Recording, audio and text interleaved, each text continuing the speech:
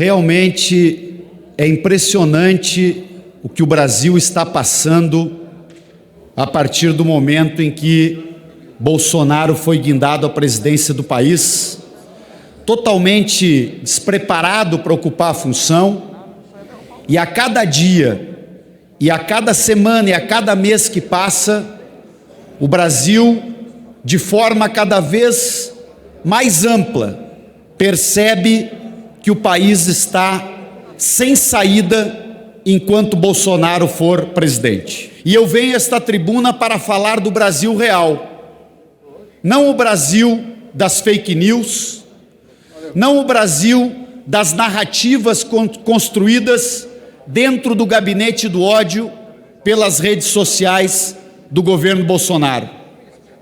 Vejam, deputado Pedro Czai, que lá na ONU o presidente começou falando sobre a pandemia e ele tentou dizer ao mundo que o Brasil havia trabalhado de forma precisa para combater a pandemia.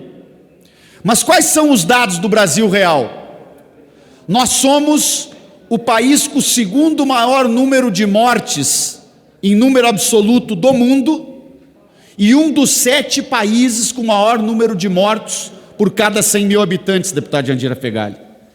Nós somos o país em que o ministro e também o líder que representa o governo aqui diz que teriam 300 milhões de doses de vacinas. Mas no Brasil real, do qual eu falo desta tribuna, nós sabemos do cancelamento da compra da vacina Coronavac, sabemos da negativa de resposta a dezenas de contatos da Pfizer que levaram a não comprar a vacina da Pfizer em quantidade adequada e necessária para o país. Falamos do presidente Bolsonaro que negou ao Brasil participar com 50% das necessidades de doses do COVAX Facility, que é o esforço que a Organização Mundial da Saúde fez no mundo inteiro. Qual é o resultado final desta confusão que ele fez, deste combate que ele fez contra as vacinas? É que o Brasil é um dos países mais atrasados do mundo na vacinação. E o símbolo mais revoltante para quem respeita a ciência, para quem respeita a vida, é ver um presidente do teu país sentado num encontro, deputado Marcelo, com o premier, com o primeiro-ministro da Inglaterra. O primeiro-ministro abre o assunto das vacinas dizendo: eu tomei as 2 doses da vacina AstraZeneca.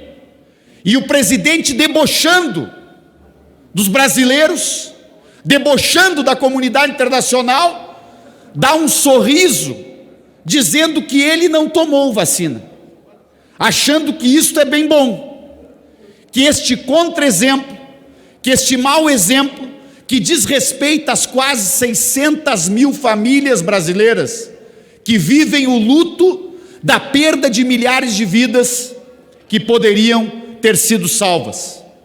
Destas 590 mil mortes, seguramente mais de 400 mil poderiam ter sido evitadas se não fosse a mentira do tratamento precoce, que ele foi lá defender na ONU de novo, não fosse a negação e o atraso nas vacinas. Aliás, como deram ali o percentual de mortes por Covid em São Paulo, eu quero responder ao líder do governo que é importante olhar o percentual de mortes no mundo. O Brasil, que tem 2,7% da população global, é responsável, infelizmente, por quase 13% das mortes totais no mundo por Covid. Então, o desastre sanitário é enorme. Mas o desastre econômico, que se agrava na mistura entre uma política econômica que não funciona, que é a do fundamentalismo liberal, da financiarização da economia, onde ganha cada vez mais dinheiro quem produz quase nada ou nada, com a especulação pura e simples nos chamados mercados especulativos. A produção perde, a indústria nacional perde, os empregos da economia real são cada vez mais escassos e o Brasil vive, portanto, agravado pela pandemia, que foi mal conduzida, misturado com a política econômica do fundamentalismo liberal, uma das maiores recessões da história do país. Eu lembro que durante o governo Lula e Dilma, nós conseguimos, com uma política de desenvolvimento nacional, com uma política efetiva de distribuição de renda, com uma política que garantia ganhos salariais ano a ano acima da inflação para o salário mínimo e para outros salários, ou seja, garantindo melhoria no poder de compra da população, protegendo a indústria nacional, nós conseguimos gerar 22 milhões de empregos com carteira assinada. E levamos o Brasil, deputado Jandira Fegali, a um dos melhores momentos de emprego da história recente deste país. Precisamos de mais empregos, precisamos de novo de um projeto de desenvolvimento nacional. Agora, o que o Brasil mais precisa neste momento é abrir o processo de impeachment para retirar Bolsonaro da presidência.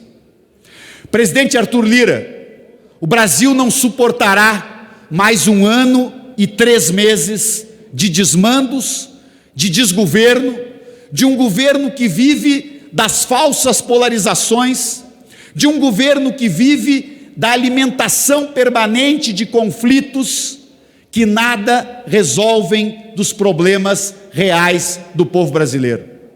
Um governo que vive da alimentação cotidiana do gabinete do ódio, da disseminação cotidiana de versões que querem colocar o Brasil em conflito permanente. E um governo que não governa as necessidades reais do povo brasileiro, que não tem um programa de geração de empregos, que não tem um programa efetivo para enfrentar os desafios de recuperar a educação do país depois do impacto da pandemia. Um governo que abandona políticas de desenvolvimento nacional e troca essas políticas por um processo entreguista que torra na bacia das almas o patrimônio público estratégico deste país. É preciso retirar Bolsonaro da presidência o quanto antes, para o bem do Brasil, para preservar a dignidade do povo brasileiro. E é por isto que nós precisamos abrir o processo de impeachment imediatamente.